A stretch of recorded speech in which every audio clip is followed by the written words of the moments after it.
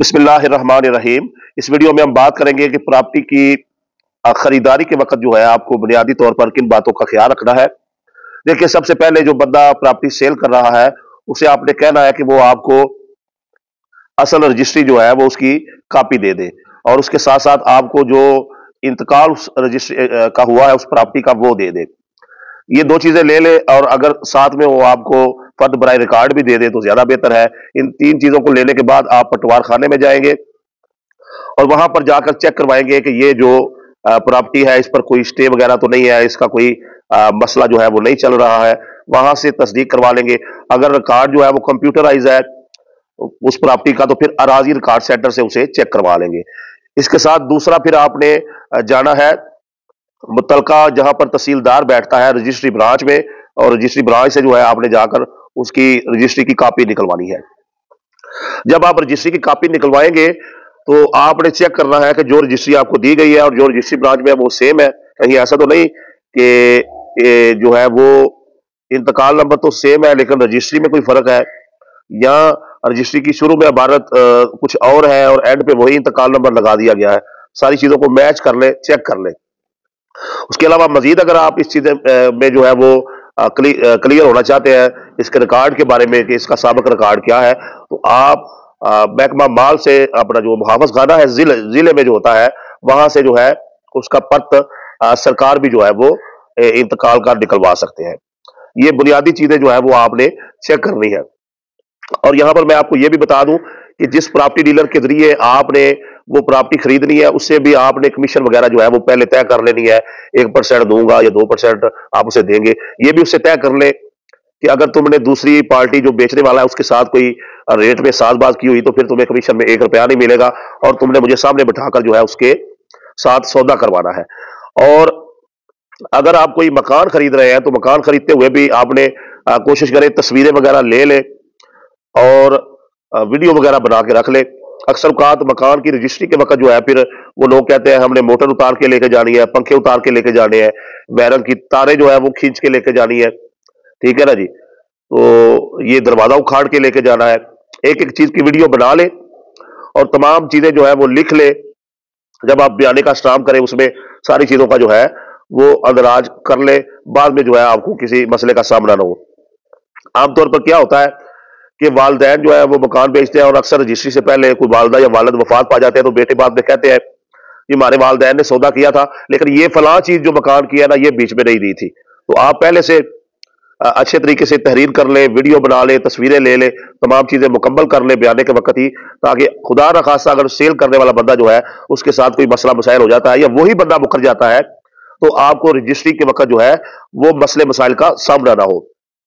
एक मेरे पास केस इस तरह का भी आया, एक भाई ने कॉल की तो उसने बताया कि एक शख्स ने प्रॉपर्टी जो है वो सेल कर दी, रजिस्ट्री हो गई, इंतकाल हो गया।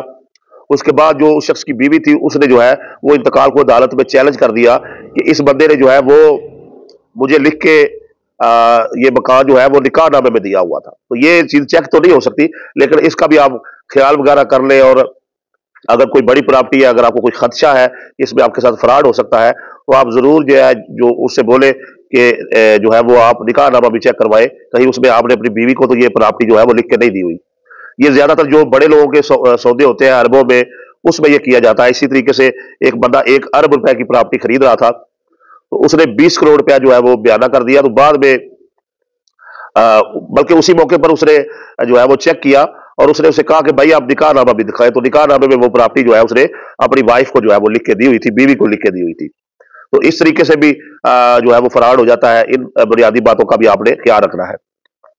अच्छा, कभी कभार ये होता है कि रजिस्ट्री भी ठीक है, इंतकाल भी ठीक है, लेकिन वो बंदा वहां पर बैठा भी 50 साल से हुआ है, लेकिन जहां पर वो बैठा है ना असल उसकी जगह उस जगह पे बनती नहीं है, ठीक है ना।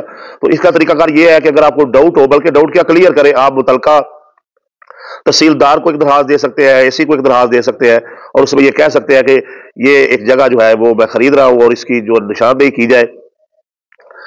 और रजिस्ट्री के वक्त भी जिम्मेदारी होती है पटवारी तहसीलदार की, वो चेक करे मौका कि जो फर्द जिसकी रजिस्ट्री हो रही है उसके मुताबिक ये प्रॉपर्टी जो है वो मौजूद है। तो आप पैसे देने से पहले जो है वो चेक करवा ले, क्योंकि जब तक आप बयाना नहीं करते उस वक्त तक जो बंदा प्लाट या प्रॉपर्टी या मकान दुकान सेल करने वाला होता है उसका मिजाज कुछ और होता है। اور جب وہ بیانہ لے لیتا ہے تو اس کے بعد اس کا مزاج جو ہے وہ کچھ اور ہوتا ہے. کبھی اسے زیادہ ریٹ لگ رہا ہوتا ہے، اسی کی وجہ سے وہ کوئی مسائل پیدا کرنا شروع کر دیتا ہے، اور کبھی جو ہے وہ اس کا اپنا ذہن بدل جاتا ہے. کوئی بھی مسئلہ ہو سکتا ہے، یہ پاکستان ہے. اور آپ بیانہ کرتے ہوئے یہ بھی طے کر لیں کہ کبھی ایسا ہوتا ہے کہ ایک بندہ ایک پراپرٹی کروڑ روپے کی خرید رہا ہے، لیکن وہاں پر ڈی سی ریٹ جو ہے وہ 50 لاکھ ہوتا ہے. تو اب بندہ ٹیکس بچانے کے لیے کہتا ہے کہ چلو یار 50 لاکھ کی میں ڈی سی ریٹ کے حساب سے رجسٹری جو ہے وہ کروا لیتا ہوں. اب جو بندہ سیل کرنے والا ہے وہ کہتا ہے جی جب میں یہ پیسے بینک میں لے کر جاؤں گا 1 کروڑ روپیہ، تو بینک والے مجھ سے پوچھیں گے کہ تم نے یہ پیسے کہاں سے لیے، تو میں کیا ثبوت پیش کروں گا؟ رجسٹری پر تو 50 لاکھ لکھا ہوا ہے، تو باقی کا 50 لاکھ میں نے کہاں سے لیا ہے؟ تو وہ کہتا ہے نہیں جی آپ رجسٹری جو ہے نا 1 کروڑ کی بیچی ہے، تو آپ کو 1 کروڑ کی ہی میں نے کر کے دینی ہے. یہ چیز بھی آپ موقع پر طے کر لیں کہ آپ ڈی سی ریٹ کے حساب سے رجسٹری کروائیں گے، یا جتنے کی آپ نے جو ہے وہ پراپرٹی خریدی ہے اتنے کی کروائیں گے. اور یہاں پر ٹیکس وغیرہ کے بارے میں بھی طے کر لیں. بعض دفعہ یہ ہوتا ہے کہ بندہ بیانہ کر دیتا ہے، اور بیانہ کرنے کے بعد جو بندہ پراپرٹی سیل کرنے والا ہے وہ کہتا ہے سارے ٹیکس آپ نے ادا کر رہے ہیں، میرے بھی آپ نے ادا کر رہے ہیں. تو آپ پہلے سے اس سے بات چیت کر لیں کہ بھائی اپنا اپنا ٹیکس ادا کریں گے. اور اگر آپ یہ چیز کلیئر نہیں کرتے ہیں تو بعد میں آپ کے ساتھ مسئلے مسائل ہو سکتے ہیں. اس طرح کے بہت سارے معاملات جو ہے وہ دیکھنے کو مل رہے ہیں. بندہ کہتا ہے کہ یار چلو دار لگتا ہے تو لگا ہی لے، پراپرٹی تو جو ہے وہ میں نے سیل جو ہے وہ کر دی ہوئی ہے. تو ان بنیادی باتوں کا خیال رکھیں پراپرٹی خریدتے ہوئے. اور آپ نے یہ بھی کرنا ہے کہ موقع پر بھی جا کر آپ یہ پٹوار خانے سے بھی چیک کریں. آپ موقع پر بھی جا کر یہ لوگوں سے بھی پوچھ سکتے ہیں کہ یار یہ بندہ جو جس زرعی زمین پر فصل کاشت کر رہا ہے، یا جہاں پر اس نے حویلی بنائی ہوئی ہے، یا جہاں پر اس نے مکان بنایا ہوا ہے، آپ کی کیا رائے ہے؟ یہی اس کی جگہ بنتی ہے.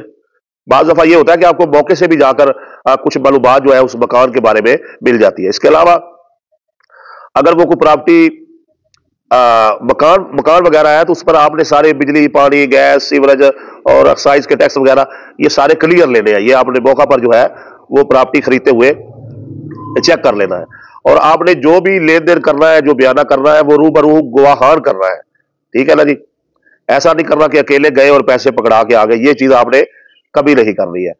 تو یہ بنیادی چیزیں ہیں، بنیادی باتیں ہیں. یہ رجسٹری کروانے سے پہلے کی باتیں ہیں، اور بیانہ کرنے کے وقت کی باتیں ہیں. اگر آپ ان کو ذہن میں بٹھائیں گے اور ان پر عمل کریں گے تو انشاءاللہ تعالی جو ہے وہ آپ کو فائدہ ہوگا. یہاں پر یہ بات بھی ایڈ کر لیں کہ آپ نے بیانہ بھی اس بندے کے ہاتھ میں پکڑانا ہے جو بندہ پراپرٹی کا مالک ہے.